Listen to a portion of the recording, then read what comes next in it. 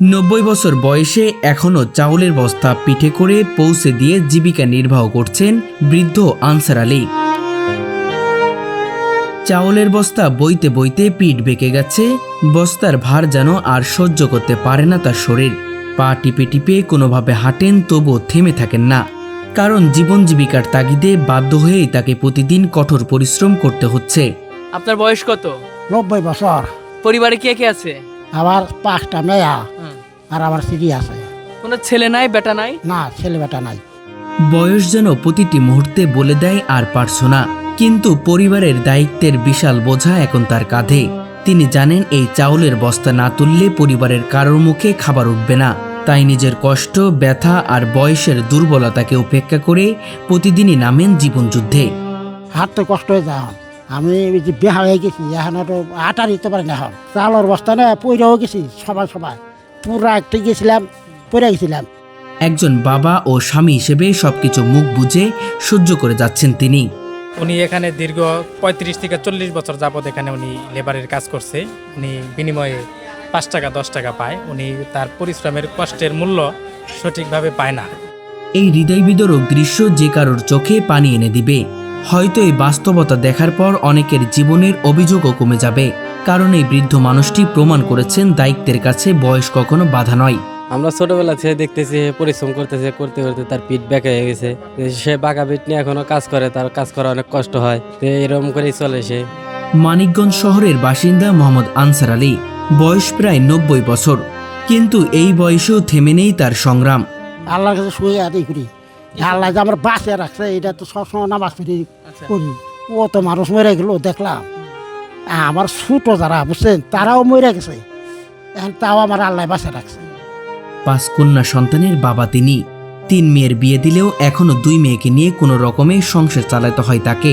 স্ত্রী ও সন্তানদের নিয়ে মানবেতর জীবনযাপন করছেন এই বৃদ্ধ মানুষটি।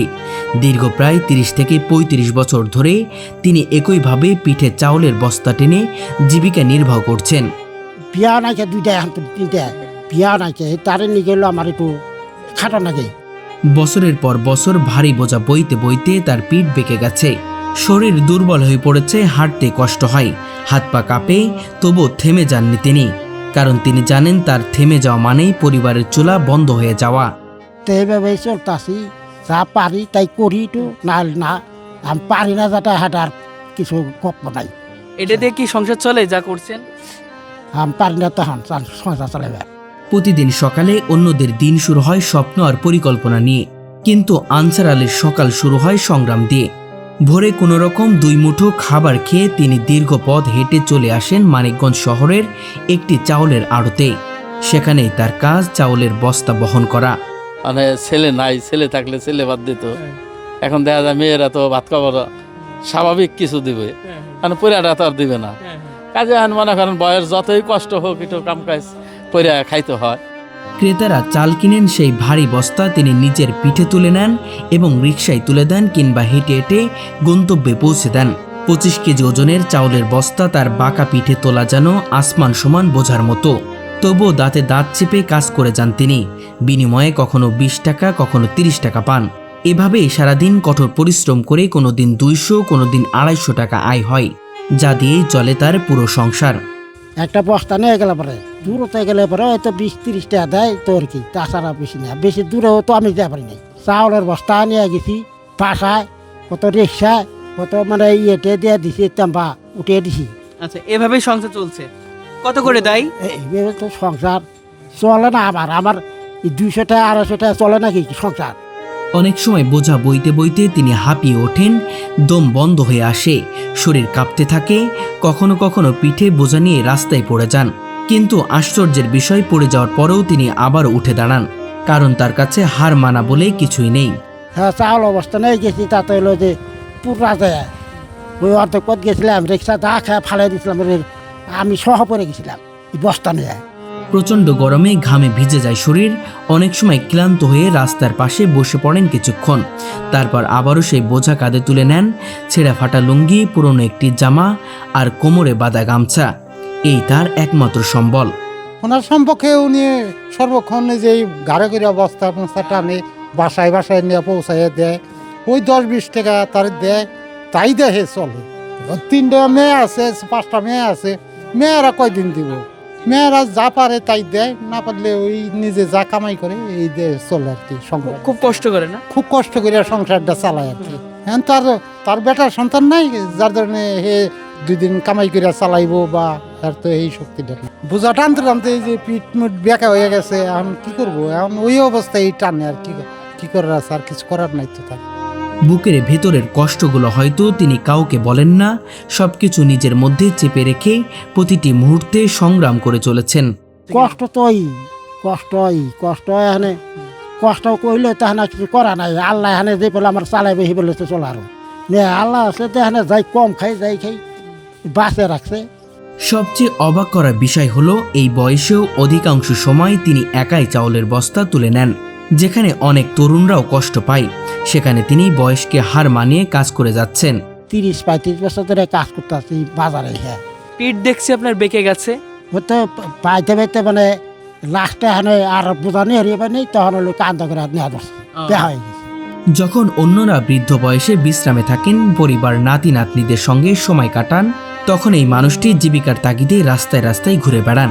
তার জীবনে বিশ্রাম নেই, আছে শুধু সংগ্রাম। এটা তো কষ্টই লাগে।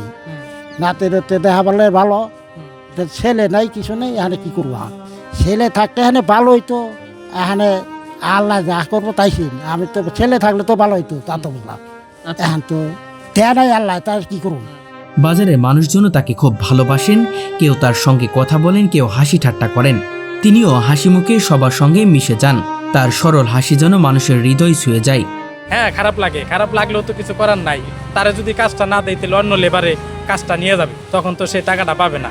তো আমরা ধৈর্য টিপগুলা তারা আমরা দেই। এই কাজটা করা ওনার অনেক পরিশ্রম হয়।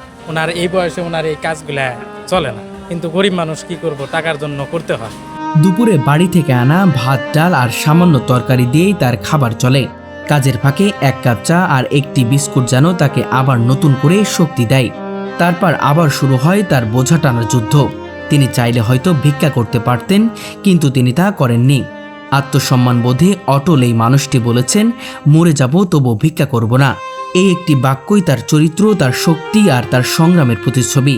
ভিক্ষা চাবো না, আমি না খাই মরে যাচ্ছি, ভিক্ষা চাবো না কোর কাছে। আল্লাহ আছে এইটাই করেছে যে আমার ভিক্ষা করে জানি খাওয়া না।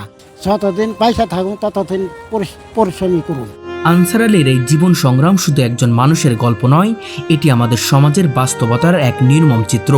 এই গল্প শেখায় দায়িত্ব, আত্মসম্মান আর বেঁচে থাকার লড়াই কাকে বলে। তার এই জীবন আমাদের সবার জন্য একটি বড় অনুপ্রেরণা। আপনার মনে করেন আগে বোঝা টানতো মাথায়, এখন মনে করেন মাথায় টানতে টানতে আস্তে আস্তে বয়স হয়ে গেছে, গাড্ডা ব্যথা হয়ে গেছে, পিঠ ব্যথা হয়ে গেছে। এখন পিঠে করে আপনার টানে এই চাউল অবস্থাটাই না মনে করেন কিছু ইনকাম করে এখানে সংসার কোনো রকম চালায়। সমাজের সামর্থ্যবান মানুষের উচিত এমন মানুষের পাশে দাঁড়ানো, যাতে জীবনের শেষ সময়টুকু অন্তত একটু শান্তিতে কাটাতে পারেন এই সংগ্রামী বৃদ্ধ মানুষটি। দর্শক, আজকে এমন একজন মানুষের গল্প আপনাদের কাছে বলতে চলেছি, যার বয়স প্রায় 90 বছর। পিঠ বেঁকে গেছে, এই বয়সেও তার পিঠে কাঁধে চাউলের বস্তা নিয়ে কখনো রিকশায় তুলে দিচ্ছে, কখনো বাড়িতে বাড়িতে যে পৌঁছে দিচ্ছে। একজন বাবা, যার কথা ছিল এখন পরিবার পরিজনের সাথে খুব আনন্দে উল্লাসে থাকা, সেই বয়সে এসেই জীবন জীবিকার তাগিদে সন্তানদের মুখে খাবার তুলে দেওয়ার জন্য করতে হচ্ছে কঠোর পরিশ্রম। দর্শক, আজকে সেই ত্যাগী বাবার গল্পই আপনাদের কাছে তুলে ধরার চেষ্টা করব। কত বছর ধরে এই বোঝা টানছেন? 30-35 বছর করছি কাজ, এখনো পারি না আর কি। মানে মোটামুটি হয়তো একটু বাজার টাজার করলে পারে, হয়তো 2-4-5 ফের এগুলো হলো নিয়ে দিয়ে যদি বাজারে যদি আহি কোনো দিনকে না, এটা শুকাইয়া দিয়ে করি আল্লাহর কাছে। আমার এখান থেকে বাঁচে নিচ্ছে, আমার ছোটো যারা তারা মইরা আবার ভর্তাই গেছে, আর আমার তো আল্লাহ এখান থেকে নাকছেই।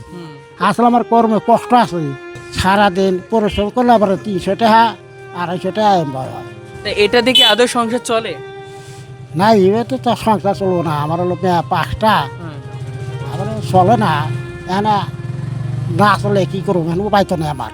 টানো যখন আইছি তখন হলো মাথায় করে নিছি, যখন কিনা লাস্টে তখন আর পারি না, তখন হলো আমি ওই পিঠাই করে নিই। আচ্ছা, এই পিঠটা ওই তো মাজা ভেঙে গেছে, তো বোঝা নিতে দিতে আমার বোঝা নিতে নিতে ভেঙে গেছে। ও আমি কাজ করতেছি, মানে আমার যুদ্ধ মানাই তো, আমার বড় কোনো জুত জমা নাই যে জুত জমা আছে তাকে মধ্যে খাবো তা তো না আমার কিছু নাই খালি বাড়িটা আছে তাছাড়া তো আমার কাজ করেই খাওয়ানো মানে জমি জায়গা নাই বিধায় কাজ করে খাইতে হচ্ছে। হ্যাঁ জমি জমা নাই চাউলের বস্তা কোথায় কোথায় দিয়ে আসেন? ওই রিক্সা দিছি বাসায় গেছি নামাজ পড়ি যে টাইম পেলে এমনি নামাজ পড়ি যাই মসজিদে যাইতো তাই নামাজ পড়তে পারি একটু হ্যাঁ পড়ি নামাজ পড়েন না? হ্যাঁ পড়ি আচ্ছা। মানে সকালে পড়ি নাহলে ফজরে নামাজ পড়ি শুক্রবার দিন যাই হুম। করবো কষ্ট আনছ খালি মেয়া হয়েছে তাহলে তো তোমার কষ্ট করেই খাওয়া নেবো এলাকার বসে কয় মানে পয়সা খায় তাহলে ভালো হইতো আসলে পয়সা খায় তো পার দেয় পয়সা খাওয়া আর আমার কামাই করে খাওয়াবো করা হ্যাঁ হাঁটতে একটু কষ্টই হয় তাহলে আমি বেহা হয়ে হাঁটলাম আসতে আসতে দেখলেন পাঁচ আর কদিন পাঁচ আর কোনো কায়দা তো নাই ওই এই মাইসের সাথে দোয়া চাই জানি আমি জানি এইভাবে কষ্ট করে খাওয়া যায় পারি আমরা দেখতেছি এই কাম করে খায় 20-30-40 বছর এই কাম করে খায় তোদের কোনো ছেলে নাই মেয়েটাই আছে পিঠে করে নেয় আগে মাথায় নিত এখন পিঠে করে নেয় খারাপ লাগলে কি করুন তাই কর একজন সাহায্যগুলো কয়দিন করে পারে কয়দিন দিব কাজে কাম করে খায়। তো আমরা ওনাকে অনেকবার বলছি যে এই বয়সে কাজ না করে ভিক্ষে করলেও তো অনেক টাকা পয়সা পাওয়া যায়। তো উনি আমাদের বলে যে না আমি ভিক্ষার টাকা নেব না, আমি কাজ করে আমি 2টা কম খাবো তাও আমার পক্ষে ভালো, যে আমি কাজ করে খাবো, আমি ভিক্ষে করবো না।